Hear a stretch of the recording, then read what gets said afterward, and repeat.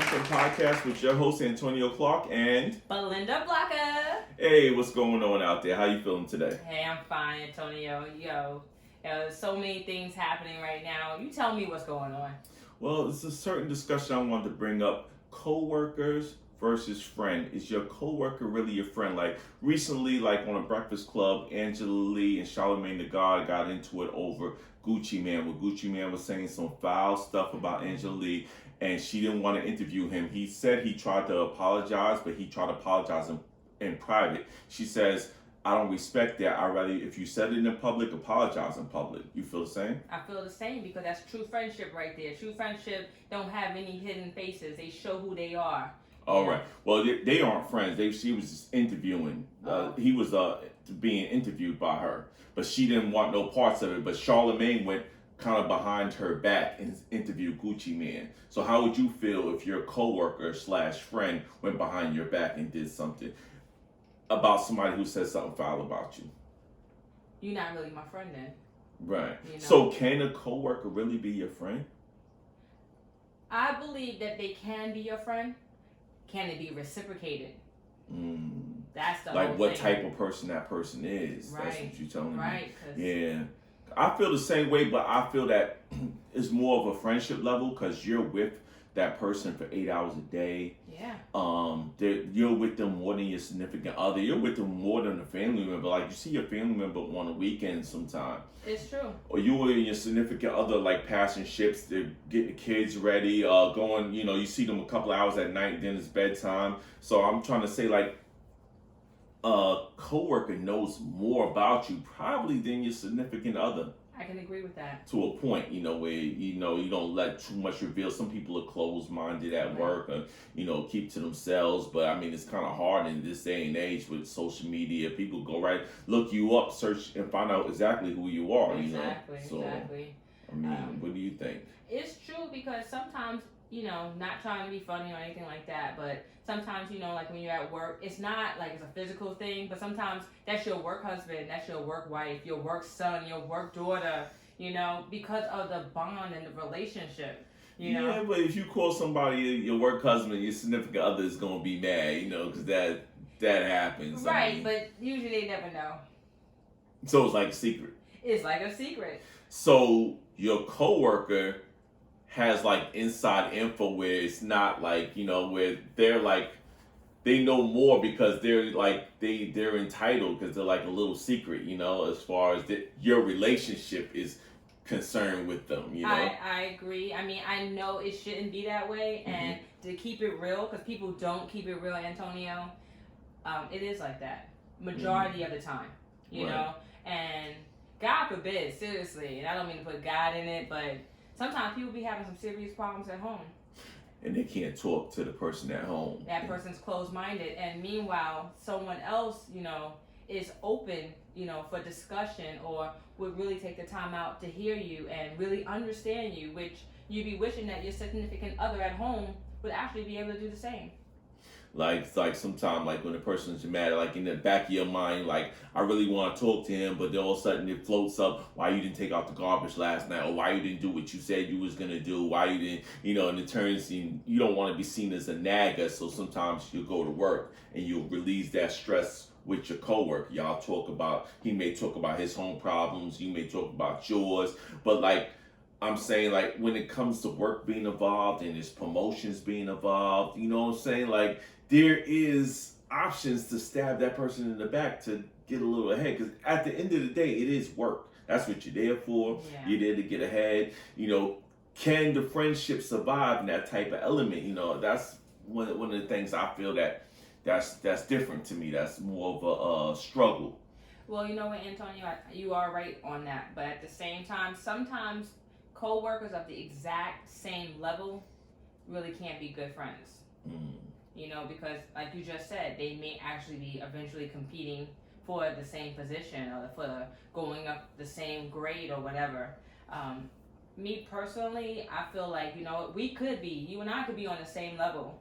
And hey, listen, if you get that promotion and you move up, I'm hoping that, when you get there, you're going to take me there with you. That's what, to me, real friendship as a coworker you know. But it can't be like a overnight type of co-worker friendship where all of a sudden I just met you and now we're good friends. No, this type of relationship is a relationship that, like you said, with Charlemagne and them from the Breakfast Club, right? So you telling me? Right.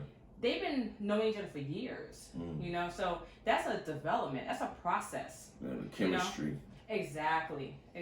So, right. But then she jumped on and said, "I guess we're just co-workers since he did that," you know.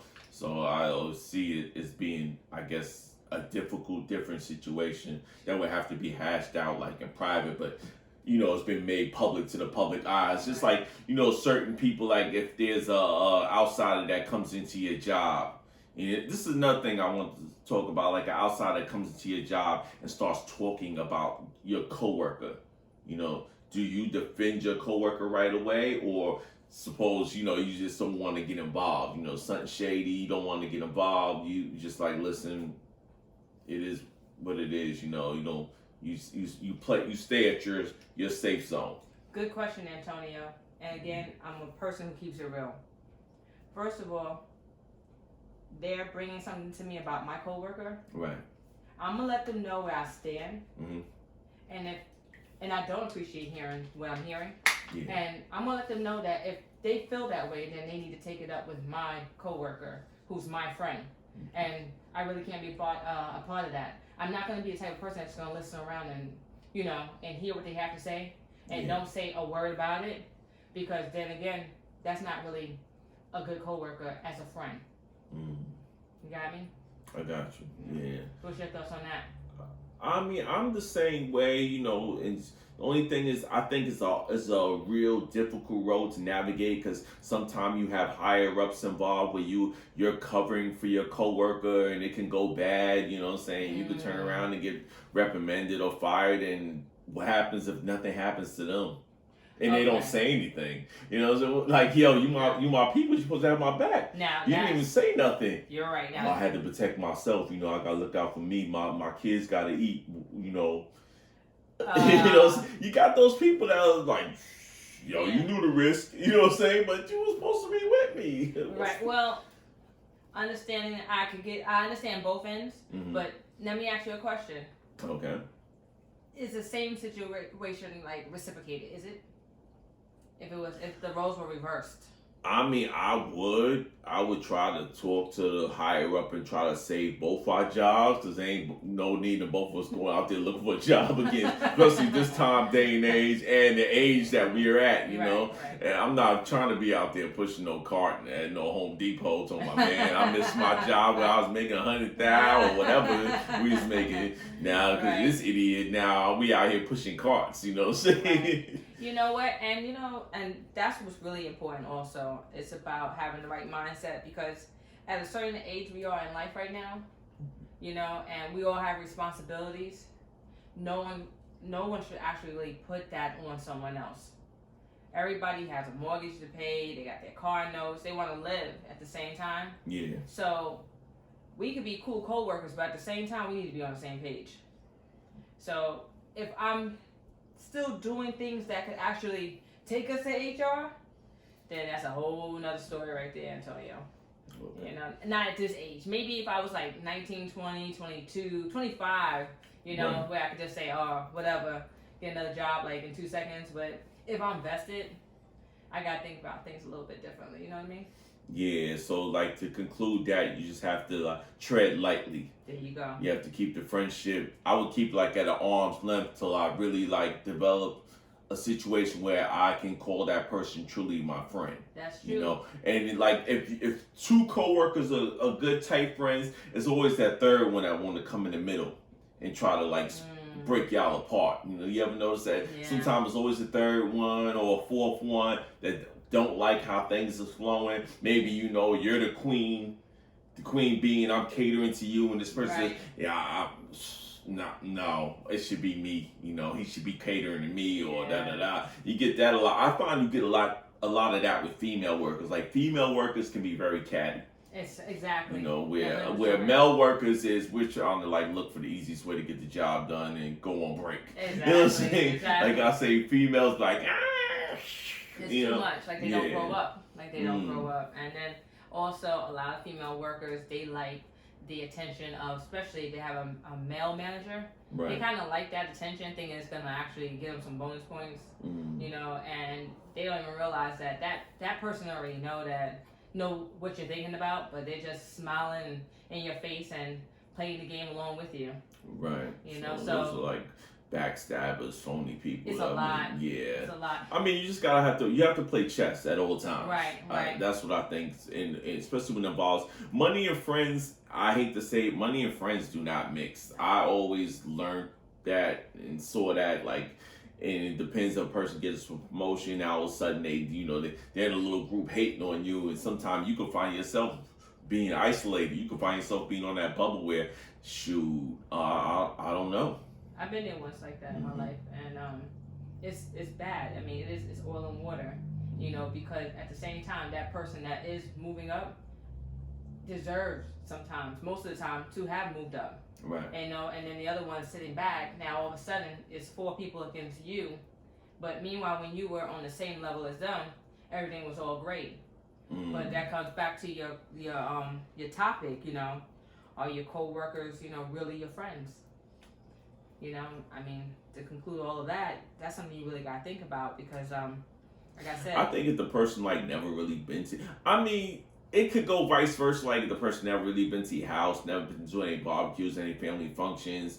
I mean, but it can go another way too. Somebody could really be your friend. They don't have to come to none of your stuff, but they understand you and they feel you on that level. So I don't know. Like it's just a funny navigating world. So I think we'll chalk it up to is we still trying to navigate and move through it. Exactly. Exactly. And another thing is, how do you know which friends to leave behind as you've grown older and coming up in life? How do you know which friends say, okay, now I gotta leave these set of friends over here because they can't come with me because the stuff they're doing is bringing me down. Exactly. Well, I've been there. I've been there too.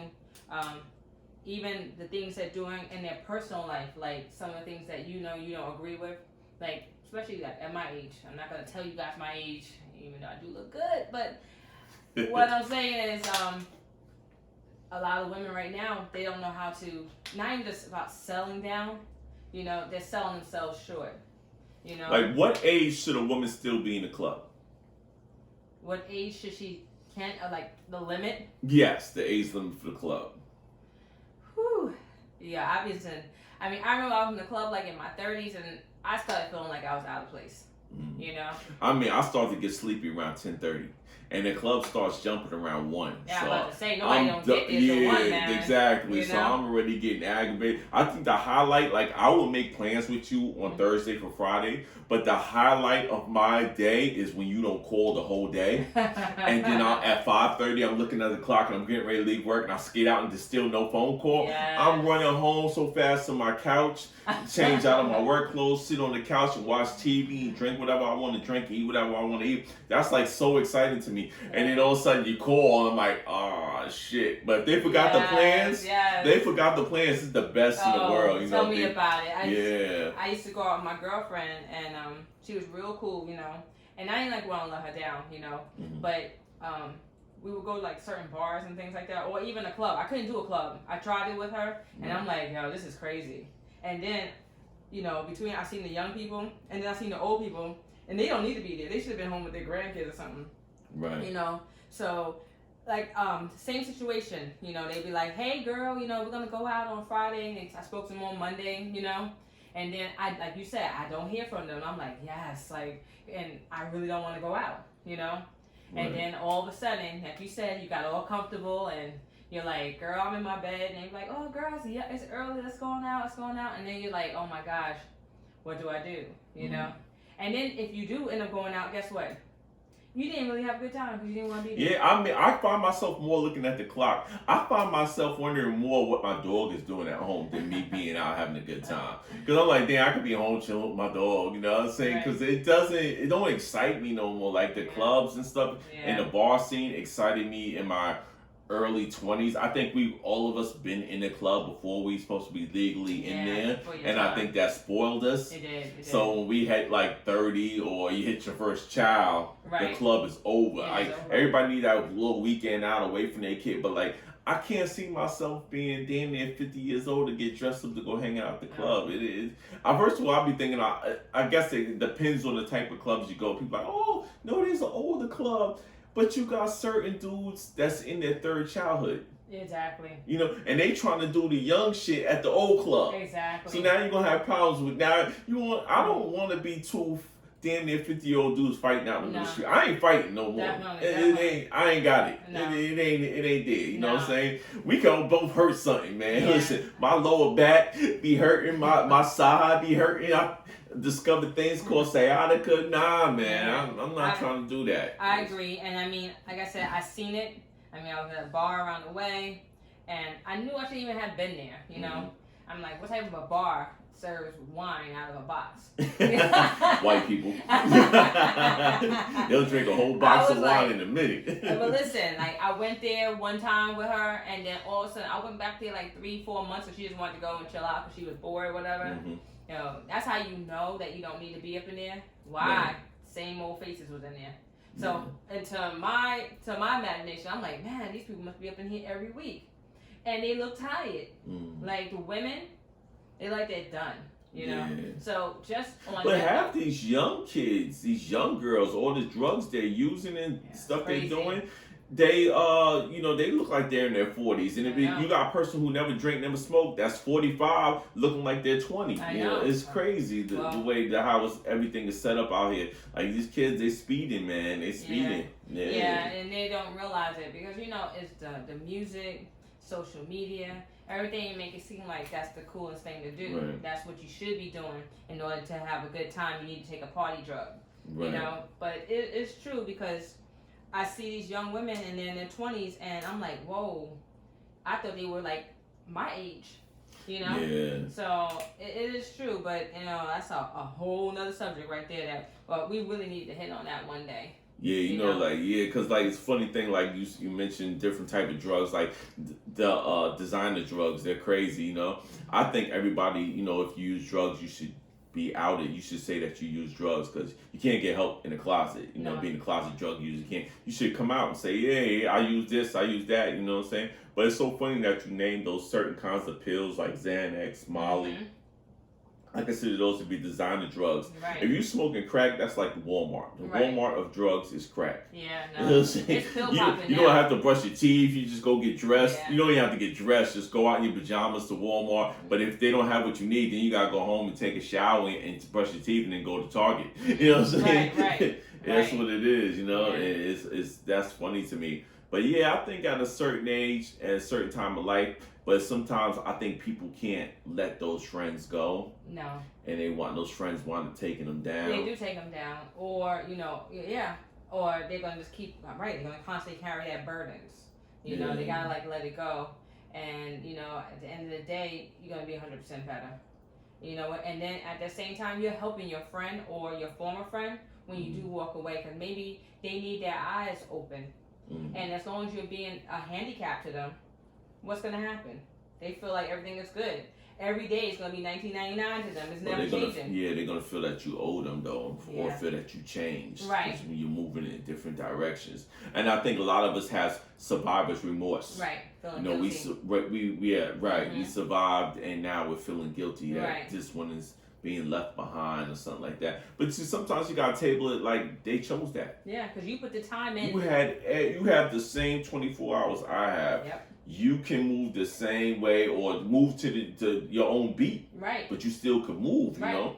It's always, it's you know what? As long as you're breathing, there's always room for elevation.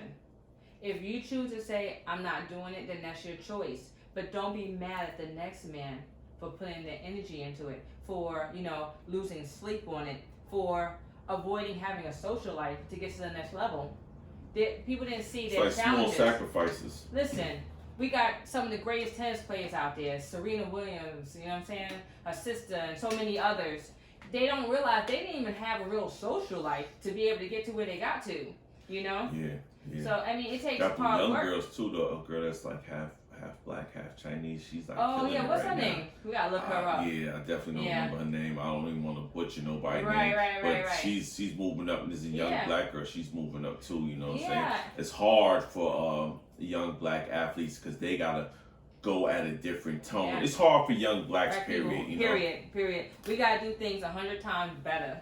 Right. And you know what? I don't care what they say. It just doesn't get better. No. You know, everything that we have to do it with perfection.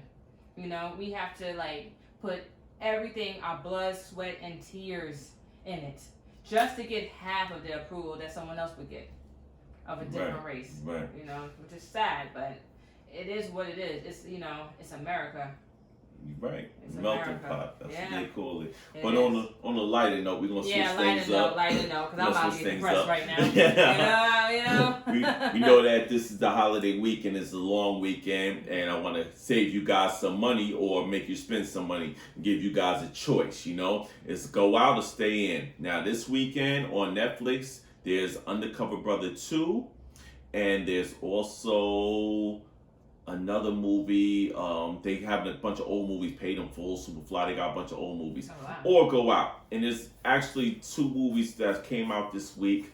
As far as going out, is Doctor Sleep and Countdown. Now I saw Countdown over Doctor Sleep because Doctor Sleep was 2 hours and 45 minutes. It was gonna put me to sleep. I was about to say. Yeah, it's supposed to be the sequel to The Shining, but I don't really need a sequel to The Shining. I mean, maybe other people that read the books do, but I don't. Right. You know. The first one was the best. Right, and the movie Countdown doesn't have any big stars in it. It's a movie about everybody. It's a movie about basically what's going on with social media. You know, you download this app, and this app tells you how long it takes till you die. Like some people got 39 years, some people got 40 years, some people got 50 years. To watch that. She wound up getting, the girl in the movie wound up getting 2 days. So she had to figure out how to avoid death for 2 days. It was kind of like Final Destination for this generation that we had. So I kind of say, as far as staying home to watch Undercover Brother 2, which is a heavy miss. That movie is horrible. I think they was trying to recapture some of the spice from Black Dynamite. It didn't work. It had Michael Jai White in it. He's usually funny as far as like that Black Dynamite theory goes, but this movie was definitely a miss. They tried to do it as far as like his little brother was frozen in the 90s and they brought him into today and how he would adjust from the 90s to today. It was hard. It was a train wreck. It was a slow train wreck. I couldn't even watch the whole thing. Oh, It was wow. slow. So I vote go out, go see Countdown, leave your brain at home. It's a good, fun movie. It's only an hour and 40 minutes. Okay. So it's not too much of a bore fest after a while. I always think movies in the second hour, like you're going to take that gamble and do a second hour, you got to bring something with it. You know, if you got all your action explosions in the first hour, there's nothing there left. So last week, Netflix did a good job with Dolomite Is My Name, which is a great, fantastic movie by Eddie Murphy. That was hilarious. About the Rudy Ray Moore story. Yes, and it teaches you to bet on yourself. Like, if Hollywood don't want it, or it's just in life, bet on yourself. Yes. Like, whatever's going on in your life, bet on yourself. Don't rely on other people. Bet on yourself. I'm going to get it done. I'm going to do it. Because if you don't bet on yourself, you're going to wind up regretting it. And you're going to do somebody else's project that isn't your project. Right. You know what I'm saying? So I feel with that, you know, and while we're on the subject, Dean Cole has a great special on Netflix. If nobody's seen it yet, please watch it. It's dope. It's stupendous. Have you seen it yet? No, what's it about? Deon Cole? No. His special stand-up comic, Charlie from Blackish. Oh my gosh, what I'm talking about. Yes, I did see that. Okay, yeah, so you saw I don't it. even want to talk about it. Too hilarious. Yeah, see? Too hilarious. Yeah, definitely. Oh, I think everything now is a lot of comedians doing specials now. Yes. They're all doing specials. Little Rel has a special coming up. Gary Owen just had his special, That was good, which too. was good. It was You really know, good, yeah. I'm kind of excited. Arsenio Hall has a special on Netflix. Are you serious? I didn't check it out. Yeah, I'm gonna check it out. I'm gonna do my research. I'm gonna get back to you guys and let you guys know how it is. All right, See how it is, right? And before we end the show, I always end the show with who's your top 5. Now, last week, mind you, I put Jerry Seinfeld in my top 5, and people went crazy. He was in no particular order. He was just in there. My top 5 wasn't in any given order. But now I want to hear your top 5. Oh man, you know, it's so many good comedians out there. So Should I start from number 1 or from number 5? And it don't have to be in no particular order. I don't. Okay, so of course, the genius, and everybody knows Dave Chappelle. Amazing. I agree. You know, Chris Tucker. You know. Okay, that's yours. Yeah, man, Chris Tucker. You never forget Fridays, man. Yeah. But you know, Friday. He was only in one Friday. All right, whatever. He got replaced. He did, but he should not have. I think Mike Epps did his thing, you know. R.I.P. John Witherspoon, you know, John Witherspoon's dope. God, you know. rest in peace, man. Yes, amazing man. I feel like he raised me watching Wayne's brother. I feel like he was my pops, you know. Those kids that didn't have no pops, he really felt like a pops to me, you know. True. Yeah. And I've always loved Eddie Griffin. Okay. You know, I did see him in concert, his stand up out in Long Island, and you know, I was a little disappointed because, you know, Why? there was someone there, I guess a lady out in the audience, like she might have had a little bit too much to drink, you know, and I think she like had shouted out that she loved him or whatever, and he just like kind of went woof. I mean, but you interrupted the flow of the show. Me too, as a comic, I do it. You know, a heckler, we got all night. I'm going at you. What's up? What's good? Don't interrupt my show. You can't. These people pay tickets. Right. We're here to watch your show, have a good time. I understand you love me or whatever. You know, you may have a little too much to drink, but you know, we're in a public spot. So go ahead with your next one. Yeah, but you know, I love Eddie Griffin. His stuff he's amazing. He's been around for a long time. Got paying some homage. Trevor Noah. Okay, he's intelligent guy. Intelligent and clean. Okay. I mean, amazing, and will keep your attention. And the stories that he tells, because I mean, you can catch up with a lot of his stuff on Netflix, because I definitely have binge watched him on a couple of shows. Completely amazing, and I like you said, intelligent and very articulate. All right. You know, and the next person, I think that would be number 5. I love her, Amy Schumer. Okay. Amy Schumer's amazing. Okay. I would have chose Ellen over her if I was going to choose a woman. You know what? Or Wanda Sykes. You know, I would have chosen 2 over her. But go ahead. It's your list. It's your list. You know what? Yo, listen, Antonio, that will have to be my next 5. Okay. I totally forgot about Ellen. All right. You know, have you seen her show recently? Yeah, I know how Ellen gets down. Yeah. She's dope. Did you see one of her shows where she was scaring everybody? Yeah. Come out the box and Puff Daddy and all of the clowns. Yeah, brother love. Yeah. And before we go, Dave East had an incredible album. It's out now on Apple. You should download it. It's a great album. I'm not really feeling Kanye West album because of the I don't know how to take it. It just reminds me of Pastor Mace. I'm sorry. You know, when you start digging in God's pockets, I can't support you on that. I have to disagree with you, Antonio. And I think it's just all hype right now. No, I really don't, because it's not hype, and I really feel sometimes we do get lost. Right. You know, and I have to be honest with you, a lot of his music, he always did pay respect. Yeah, but I don't know, the new Kanye, the old Kanye, it's just confusing. Well, we're going to table that for next week. Well, let's table that for next week. We'll table that for next week. We're going to talk about the Jesus is King album. Yes. We're also going to talk about Instagram taking away the likes. Oh, that's going to be crazy. Yeah. And a new kid on the block, TikTok, is coming in, and I think they're going to try to take away Instagram, take away the guys from all of us from Instagram. So we got to see how the battle of the giants for the social media kingdom goes. You know, Facebook is still got a little bit of a hat in the fight, so we'll see how that goes. And you can also check us out on Tuesdays and Thursdays, and you can check us out on 7 different streaming services, and they are Spotify for one, Apple Podcasts, Breaker Podcasts, Google Podcasts, Pocket Casts, Radio Public, Anchor Podcasts, and of course, you can see Antonio Clark Comedy at YouTube. Okay, that's our show. This is the Ain't That Something podcast with your host Antonio and Belinda Blocker. Thank you so much. Tune in next week, guys.